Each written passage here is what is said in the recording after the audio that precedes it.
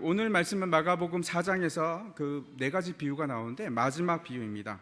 앞에서 제가 말씀드린 바와 같이 이 네 가지 비유는 독립적인 비유라기보다는 어떤 연관성을 가지고 연속성을 띠고 있습니다.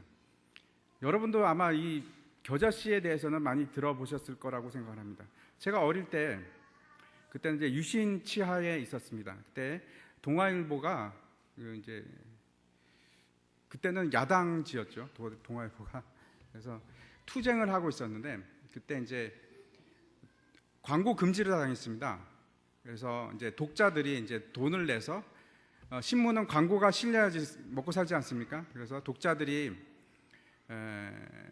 개인적으로 이제 광고를 내서 이제 그때 한 꽤 오랫동안 동아일보가 그렇게 살았는데 그때도 뭘 썼냐면 이제 겨자씨라는 단어를 썼습니다.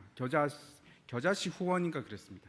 왜냐하면 이 겨자씨가 그렇지 않습니까? 지극히 작은 건데 나중에 큰 힘을 크게 되리라는 그런 의미를 가지고 있기 때문에 그때 썼던 것이 기억납니다. 씨 뿌리는 자가 네 가지 밭에 씨를 뿌립니다. 말씀이 뿌려집니다. 그러나 모든 곳에서 다 씨앗이 자라지는 않습니다. 그 중에서 좋은 곳에서만 결국 열매를 맺습니다. 여러 배의 열매를 맺습니다. 땅에 달려 있습니다. 그런데 이거에 대해서 좋은 땅이라는 것은 결국 우리에게 말씀으로 찾아오신 예수님을 어떻게 대우하는가에 달려 있다고 제가 말씀드렸습니다. 그것이 등경 위에 등불, 등불은 등경 위에 둔다, 그 말씀입니다. 그리고 나서 이제 스스로 자라나는 씨는 한번 땅에 씨가 뿌려지면 스스로 자라기 시작합니다. 그 일은 하나님께서 하십니다. 그리고 그 다음에 말씀하시는 비유가 바로 이 겨자씨 비유입니다.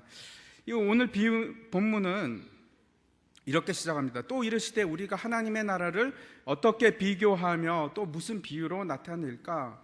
예수님께서 많은 비유를 가지고 사람들을 가르치셨습니다. 그런데 저에게 있어서는 개인적으로 저에게 있어서 가장 어렵고 가장 이해가 안 됐던 힘든 비유가 이 겨자씨 비유입니다. 제가 이제 신학교 들어가기 전부터 이게 무슨 말인지 몰랐습니다. 그래서 신학교에 들어가서도 교수님을 붙잡고 묻고 책도 많이 찾아봤습니다만 마음에 확신을 가질 수가 없었습니다. 이게 도대체 무슨 정말 예수님께서 하고자 하는 말씀이 무엇일까? 어제 사실은 제가 밤에 한잠도 못 잤습니다. 이거 어떻게 설교를 해야 되나? 두 가지 방법으로 설교하는 것이 있습니다. 근데 제가 어떤 쪽으로 설교를 해야 되는가 결정을 못 해가지고 밤을 꼬박 새웠습니다.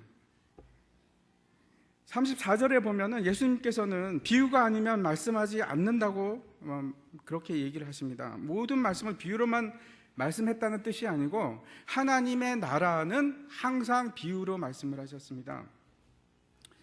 제가 그런 생각을 했습니다. 예수님께서 직접 계시면 여기 보니까 이 제자들에게는 다 해석을 해 주셨어요. 얼마나 좋겠습니까? 제가 정말 물어보고 싶습니다. 이 겨자씨의 비유가 도대체 의미하는 바가 무엇입니까? 제가 묻고 싶습니다. 하나님의 나라는 겨자씨 한 알과 같으니 라는 말씀으로 본문이 시작합니다. 이 비유 역시 하나님 나라에 대한 비유입니다. 우리가 다시 한번 하나님 나라에 대해서 한번 생각해 보았으면 합니다.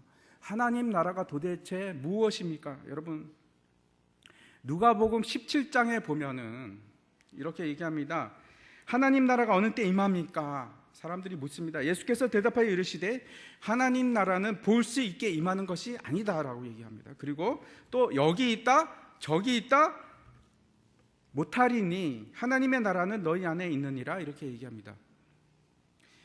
이단들이 눈에 보이는 가시적인 천국에 대해서 많이 얘기를 합니다. 신천지 사람들은 신천지가 하나님의 나라 천국이라 이렇게 얘기를 합니다. 물론 그렇지 않습니다.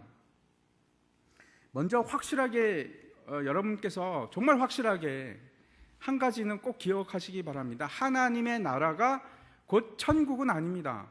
천국은 하나님의 나라에 속해 있습니다. 그렇지만 하나님의 나라하고 천국하고 똑같은 것은 아닙니다.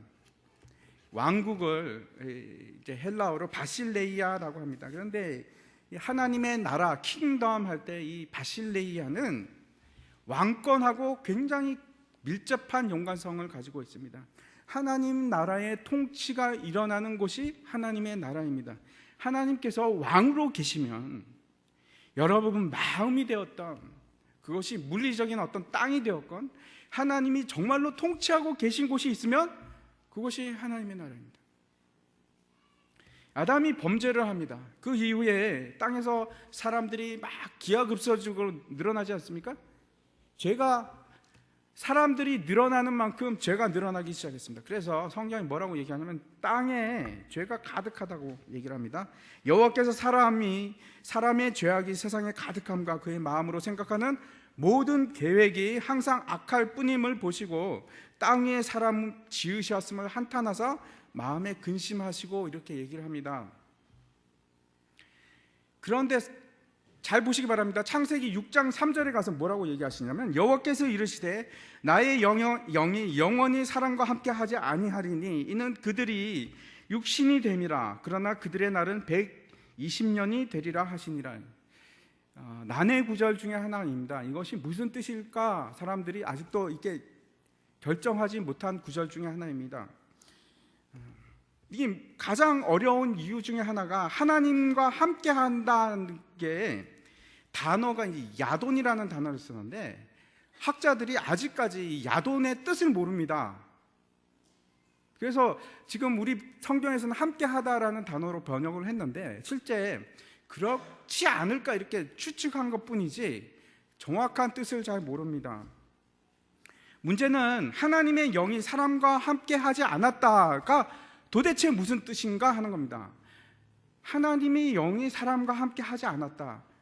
어떤 뜻일 것 같습니까? 하나님의 마음이 사람에게서 완전히 멀어졌다. 그런 뜻일까요?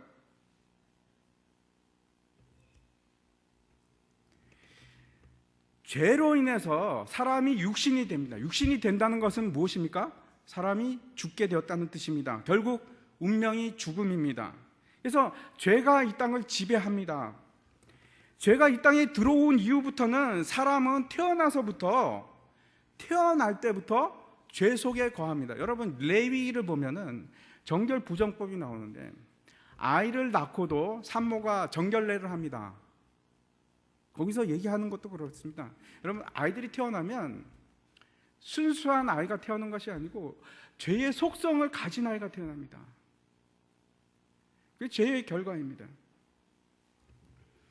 여러분 죄가 사람한테 들어온 이후로 성경이 뭐라고 얘기하냐면 사람이 계획하는 모든 것이 악하다 이렇게 얘기합니다. 한번 생각해 보시기 바랍니다. 우리 중 누구도 태어나면서부터 여러분은 어떻습니까? 지금도 그렇지 않습니까? 삶의 목적을 정말 하나님께 목적을 두고 살고 계십니까? 아니면 나에게 목적을 두고 사십니까? 내 목적이 이 땅에서 삶을 살아가는 목적이 하나님입니까? 아니면 나의 행복입니까? 우리가 솔직하게 얘기해서 나 아닙니까? 내 중심으로 생각하지 않습니까? 내가 행복해야 된다고 생각하지 않습니까? 그래서 모든 계획하는 것이 사실은 내 중심입니다. 내가 어떻게 하면 행복하지? 내가 교회를 다니면 행복해질까? 내가 예수를 믿으면 행복해질까? 처음부터 끝까지 나에 관한 것입니다. 그런데 그거는 여러분 정말 오해하지 마십시오. 그것은 선한 것도 아니고 옳은 것도 아닙니다.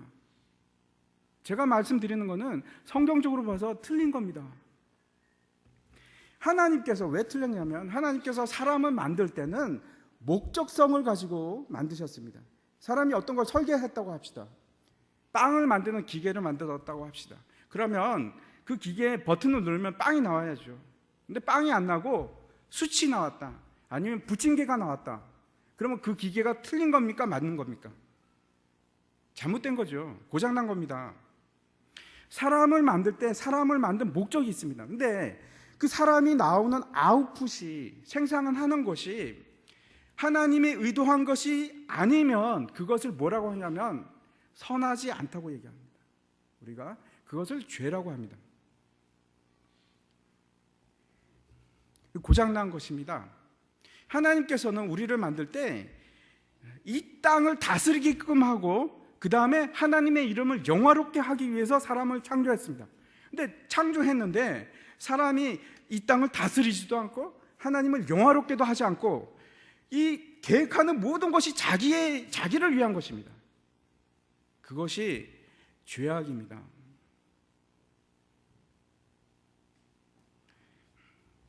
그래서 그 죄 때문에 뭐라고 얘기하냐면 하나님의 영이 사람과 이제 함께 하지 않겠다라고 선언을 하십니다. 그게 노아 때 얘기입니다.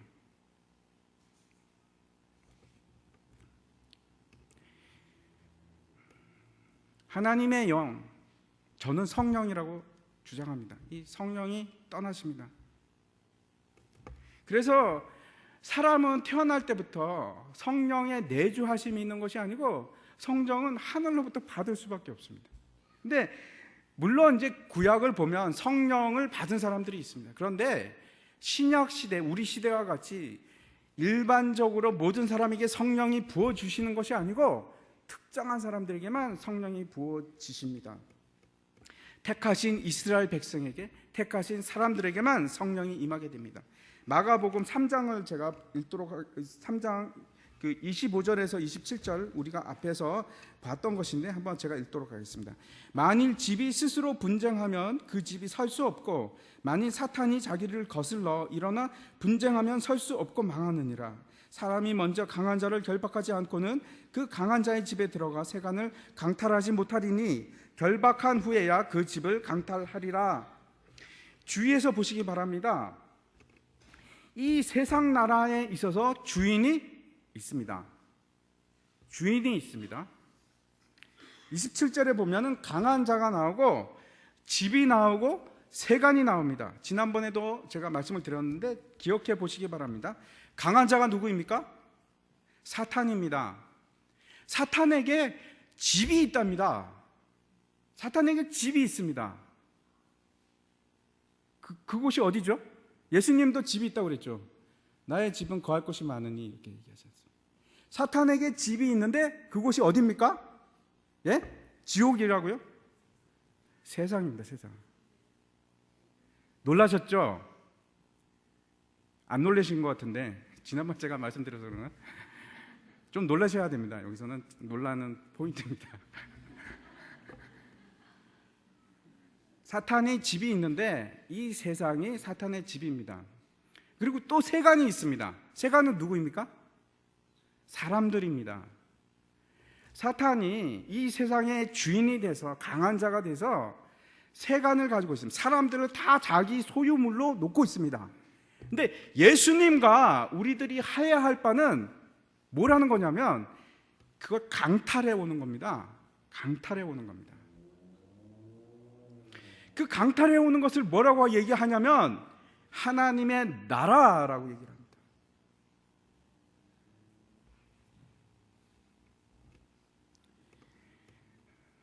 아직도 저 밖에는 이 세상의 집에, 사탄의 집에 세간들이 많이 있습니다. 우리가 가서 그 사람들을 강탈해 와야 합니다. 근데 영이 떠났는데, 하나님의 영이 떠났는데 결정적으로 본보기를 보여준 곳이 있습니다. 다시 그게 회복되는 장면입니다. 마태, 마가, 누가복음을 보면 예수님이 요단강에서 세례를 받으십니다. 그러면서 어떻게 되죠? 하늘이 열리고 성령이 비둘기같이 다시 내려오십니다. 예수님이 처음 우리의 두 번째 아담이 되어서 그 일이 일어나고 우리에게도 그 일이 보장이 되고 실제로 일어나기 시작합니다. 그게 언제죠? 오순절 사건입니다. 떠났던 그 성령이 우리에게 불같이 임하기 시작하는 겁니다. 이사야서 32장에 제가 읽어보겠습니다. 보라, 장차 한 왕이 공의로 통치할 것이요 방백들이 정의로 다스릴 것이며 라고 되어 있습니다. 이 왕이 누구냐면 예수님, 우리의 메시아 예수님입니다. 계속해서 그 왕을 받아들이는 자가 있고 그 통치를 거부하는 자가 있습니다.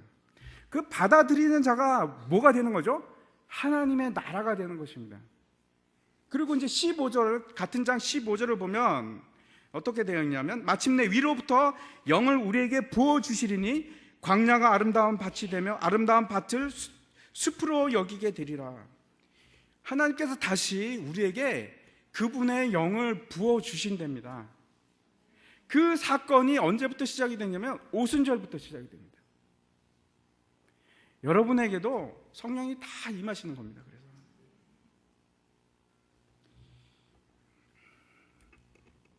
그 하나님의 나라의 시작은 다시 사도행전 2장 17절을 제가 읽어보겠습니다. 하나님이 말씀하시기를 말세에 내가 내 영을 모든 육체에게 부어주리니 너희의 자녀들은 예언할 것이요 너희의 젊은이들은 환상을 보고 너희의 늙은이들은 꿈을 꾸리라. 떠나신 하나님의 신이 다시 이 땅에 돌아오시면서 어둠의 세력이 물러가기 시작하고 하나님의 주권과 하나님의 영토와 하나님의 나라가 확장되기 시작합니다. 그 시작이 오늘 본문에서 뭐라고 하냐면 겨자씨 하나로부터 시작이 됩니다. 많은 사람들이 하나님의 나라의 요소가 어떤 것인가 이런 얘기를 합니다. 뭐가 있냐면 많이들 흔히들 얘기하는 것이 주권, 하나님의 통치, 백성, 하나님의 백성, 그리고 하나님의 영토, 통치가 이루어지는 영역을 얘기를 합니다. 그런데 예수님의 비유를 제가 보면 볼수록 최근에 제가 느끼기 시작합니다. 그거 외에 또 다른 요소가 있습니다. 항상 등장하는 것이 있습니다. 하나님 나라와 함께 항상 등장하는 것이 있습니다. 대적입니다. 대적. 우리의 원수. 하나님의 나라가 세워지는 그 개념 자체가 세상의 임금을 물리쳐야지 들어가는 겁니다. 그렇죠? 세상의 임금이 세간들을 뺏기기 시작해야지 하나님의 나라가 확장이 되는 겁니다. 그래서 하나님의 나라를 설명할 때는 꼭 뭐가 들어가냐면 사탄이 들어갑니다.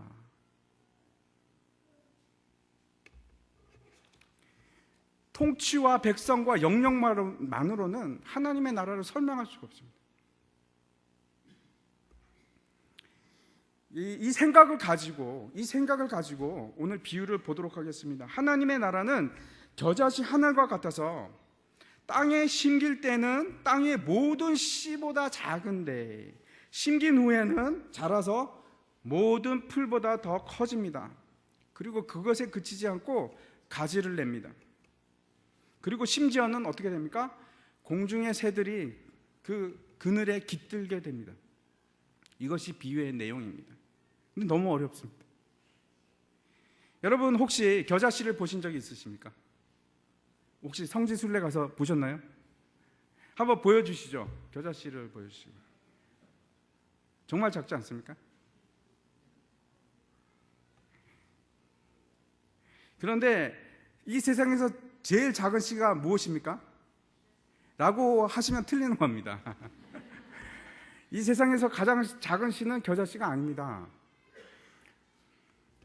난초씨는 겨자씨보다 더 작다고 합니다. 그런데 왜 성경에서는 겨자씨가 세상에서 제일 작은 것처럼 쓰고 있을까요? 왜 그러냐 하면 이 유대 사람들, 유대인들에게 전통적으로 내려오는 속담과 관계된 얘기입니다. 겨자씨라는 개념은 세상에서 제일 작은 걸 얘기할 때 겨자씨라는 말을 씁니다. 그래서 이것이 과학적으로 겨자씨가 이 세상에서 가장 작은 것이 아니라 개념적으로, 의미적으로 세상에서 가장 작은 거 하면 겨자씨를 얘기를 하는 겁니다.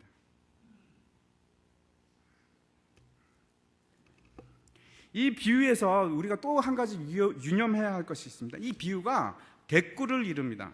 그래서 땅에 심길 때와 땅에 심기고 난 후하고 대꾸를 정확하게 이룹니다. 땅에 심길 때는 가장 작은데 땅에 심긴 후에는 어떻게 됩니까? 가장 큰 게 됩니다. 그래서 분명한 것은 이 비유가 말하는 바는 가장 작은 것이 가장 큰 것이 되었다는 것입니다. 세상에서 가장 작은 것, 가장 미미한 것이 심지어는 보이지 않게끔 땅에 묻혀버렸는데 변화가 일어나기 시작합니다. 모든 풀보다 더 커지고 결국은 가장 큰 식물이 됩니다. 하나님 나라는 보이는 것으로 시작하는 것이 아니고 그렇게 미미하고 작은 것으로부터 시작을 합니다. 아니, 저렇게 해서 어떻게 하겠나? 저렇게 해서 이 땅을 끝까지 뻗어나가겠는가? 세상적인 관점에서는 그렇습니다. 아무것도 아닙니다. 보셨죠? 겨자씨가 그렇게 작은 아무것도 아닌데 그 씨앗이 땅에 심기기 시작하면 마치 눈앞에서는 사라져 버린 것 같이 보이는데 이게 자라기 시작합니다. 그런데 지난주에 봤던 스스로 자라는 씨와는 구조적으로 몇 가지 틀린 것이 있습니다. 그 중에 하나가 스스로 자라는 씨는 어떤 특정 작물을 얘기하지 않습니다. 그런데 오늘 이 비유는 분명하게 겨자씨라고 얘기합니다. 겨자씨라고 분명하게 특정지어서 얘기합니다. 그래서 겨자씨에 대해서 우리가 좀 생각을 해봐야 됩니다. 이 과연 겨자씨가 뭔가 생각을 해봐야 됩니다. 마태복음에서는 이 겨자씨 비유에서 이렇게 얘기합니다. 다 자란 후에 나무가 되었다라고 얘기를 하는데, 여러분, 겨자씨는 나무가 될 수 있을까요? 우리가 가끔 착각해서 그래, 겨자가 씨를 심기면 알들이 나무가 되고 새들이 깃들 정도로 울창한 나무가 되겠구나 라고 상상할 수 있습니다만, 아쉽게도 겨자는 1년생 풀입니다. 나무가 아닙니다. 1세기 작가 중에 플린이라는 사람이 있었는데 그 사람이 쓴 글에 보면은 이 겨자 식물이 굉장히 몸에 좋다고 합니다. 그래가지고 사람들이 야생 그 겨자를 가져다가 정원에다 심고 그러기도 했다고 합니다. 그런데 문제는 이 겨자가 자라는 것이 거의 폭발적입니다. 싹이 나기 시작하면은요, 정원에 심어 놓으면 이게 빈 곳이 없을 정도로 폭발적으로 막 뻗어나갑니다. 굉장합니다. 다년생 식물이 아니고 1년만 살아가는 식물인데 막 커져서 이제 많이 크지만 한 3m, 4m까지 자라기도 한다고 합니다. 그런데 우리가 이 겨자씨에 대해서 주의해서 생각해야 할 것은, 이 식물을 정원에 심거나 밭 근처에 심게 되면은 굉장히 위험할 수도 있습니다. 왜 그러냐 하면 너무나 이 폭발적으로 성장하기 때문에 본문에 나와 있는 것 같이 새라도 만약에 거기 안에 둥지를 틀게 되면 원하지 않는 결과를 초래합니다. 그 주변에 있는 농작물이 피해를 입습니다. 이 겨자씨 때문에. 그 정도로 이 막강한 식물입니다. 우리는 모르죠. 이 겨자씨 본 적도 없고 우리나라에서 키우는 식물이 아니기 때문에. 그런데 당시의 사람들은 겨자씨 하면 분명히 가지고 있는 개념이 있었을 것입니다. 에스겔서 17장에 백향목 비슷한 비유가 나옵니다. 그래서 많은 사람들이 한번 보여주시기 바랍니다. 이것이 레바논에 있는 백향목입니다. 사람들이 이 나무로 착각을 합니다. 근데 이것은 겨자씨 나무가 아니고 백향목입니다. 다음 그림 한번 보여주시기 바랍니다. 저 사람들이 가리키고 있는 노란 거 있죠? 이것이 겨자입니다. 겨자. 그런데 이런 정도가 아니고 그 다음, 여러분 느낌이 어떻습니까? 이런 그림을 상상했습니까? 겨자씨에 대해서?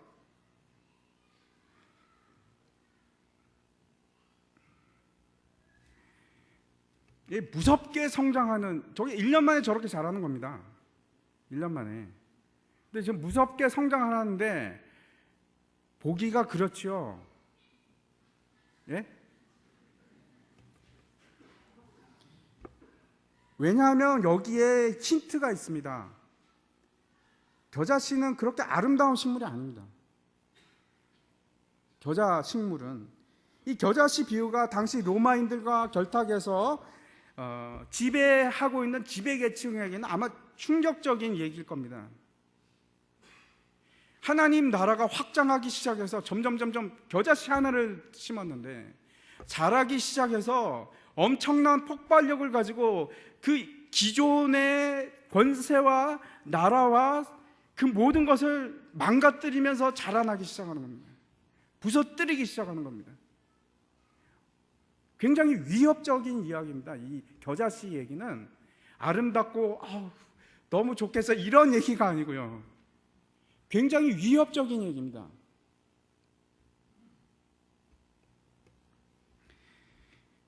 한 알의 밀알이 땅에 떨어져 죽음으로 말미암아 생기는 그 열매들, 그 신비한 힘이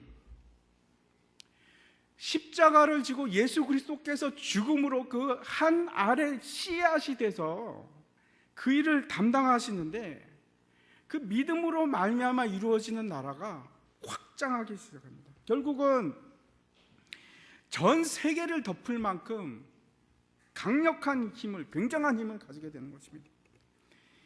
우리가 생각할 때 굉장히 미미하고 아무것도 아닌 것이었는데 그 하나님의 나라가 이렇게 대단한 것입니다. 우리 신자된 자들이 사람들이 잡아서 죽이면 죽임을 당하고 핍박을 당하게 될 수밖에 없고 약자입니다. 그렇게 미미하고 아무것도 아닐 것 같은 그 겨자씨 한 알이 세상을 엄청난 능력과 힘으로 전진하면서 세상의 질서들을 파괴시키는 힘을 가지고 있는 것입니다. 그런데 그것의 포인트는 미미함으로 시작하는 겁니다. 나약함과 강함이 아닙니다. 강함이 아니고 약함입니다. 지금 전 세계 70억 인구 중에서 22억의 인구가 기독교인입니다. 한 사람으로 시작해서 지금도 끊임없이 성장하고 있습니다. 물론 지역에 따라서 쇠퇴하는 곳도 있지만 전 세계적으로 보면 기독교는, 제가 한 10년 전에 앞으로 10년 후면은 기독교가 퇴락할 거라고 얘기를 했습니다. 전체적으로, 지구적으로 얘기하는 겁니다. 그런데 그렇지 않았습니다. 지금도 계속해서 늘어나고 있습니다. 물론 서구 사회에서는 퇴락하고 있지만 제3세계에서 지금 기독교가 얼마나 강하게 움직이고 있는지 모릅니다. 그런데 제가 이제 갈등이 이겁니다. 또 다른 측면이 있기 때문에 그렇습니다. 이 비유에 있어서 또 다른 측면이 있기 때문에 그렇습니다. 아까 겨자 식물 나무를 다시 한번 보여주시기 바랍니다. 겨자 식물을 한번 방송실에서 좀 보여주시기 바랍니다. 그거 말고, 그걸 한번 보여주시기. 저 한번 상상해 보시기 바랍니다. 저 관목이 저렇게 있는데 추하죠? 별로 이쁘지 않습니다. 그런데 저기에 새들이 와서 둥지를 틀고 깃들기 시작한다고 생각해 보십시오. 아름다운 장면입니까? 아름답습니까? 전혀 아름답게 보이지 않습니다. 새가 문제입니다. 제가 계속해서 힘들었던 것이, 이 비유를 보면서 보는 것이 새입니다. 새가 과연 어떤 의미를 가지고 있을 것인가. 저기 한번 보십시오. 이 속에 새가 저기 안에 들어가고 막 둥지를 틀고 아주 추한 모습이 됩니다. 이것이 비유의 또 다른 면입니다. 하나님께서는 한 번도 숫자나 크기를 가지고 연연하시는 적이 없습니다. 여러분, 달란트 비유를 한번 생각해 보시기 바랍니다. 하나님께서 2달란트 남겼다고 혼내키셨나요? 아니요. 하나님께서 우리 교회 성도 수가 줄었다고 하나님께서 혼내키실까요?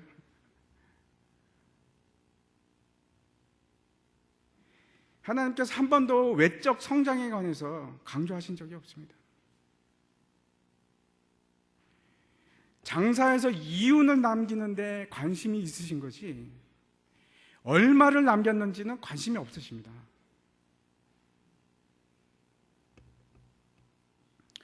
$2 남겼건 5달란트를 남겼건 착하고 충성된 종아 잘하였도다 이렇게 칭찬하십니다. 교회도 마찬가지입니다, 여러분. 우리나라뿐만 아니고 전 세계에 지금 메가처치들이 무수하게 생겼습니다. 우리나라도 아마 지금 10,000명 넘는 교회를 꼽으라 그러면 두 손이 모자랍니다. 숫자 성장을 했다고 하나님께서 기뻐하시겠습니까? 하나님의 관심은 그런 곳에 있지 않습니다. 우리가 잘 알고 있듯이 한국교회가 많은 욕을 먹고 있는 만큼 문제도 많이 있습니다. 사람들이 마음에 하나님의 나라가 있는 것이 아니고 사람들의 마음에 건물이 있고 사람들의 마음에 조직이 있고 사람들의 마음에 숫자가 있습니다. 주일학교를 무엇로 판단합니까? 우리가 숫자로 판단합니까? 좋은 교회, 나쁜 교회를 우리가 숫자로 판단하겠습니까?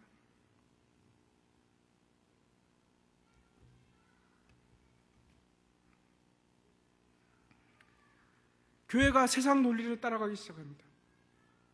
세상의 성공 논리들이 교회로 다 들어왔습니다. 교회가 부흥하는 법, 전도 잘하는 법, 심지어는 교회가 건축하는 법도 있습니다. 그걸 하나님께서 기뻐하시겠습니까?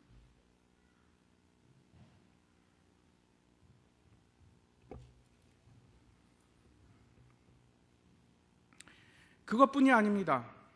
기독교가 부흥할수록 수많은 악한 세력이 기독교 안으로 들어오기 시작합니다.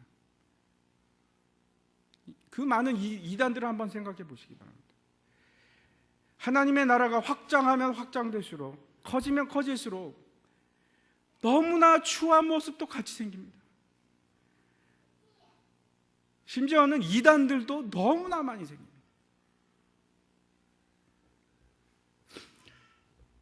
한국 기독교가 외적으로 굉장한 부흥을 하고 성장을 하고 발전을 했습니다. 하지만 그 속에 새들이 얼마나 많은지 모르겠습니다. 추악한 면들과 어두운 면들이 함께 공존합니다.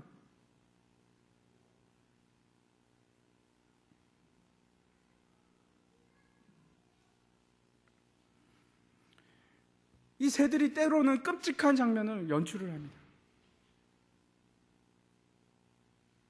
교회에서 성공을 찾기 시작하고 교회가 세상의 논리를 따라가기 시작하고 복음이 사라져가기 시작하고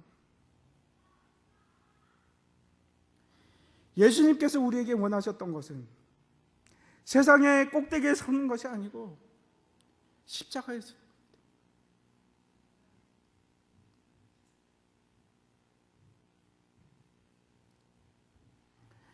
교회가 영광을 쫓아가기 시작하면서 교회가 타락하기 시작합니다.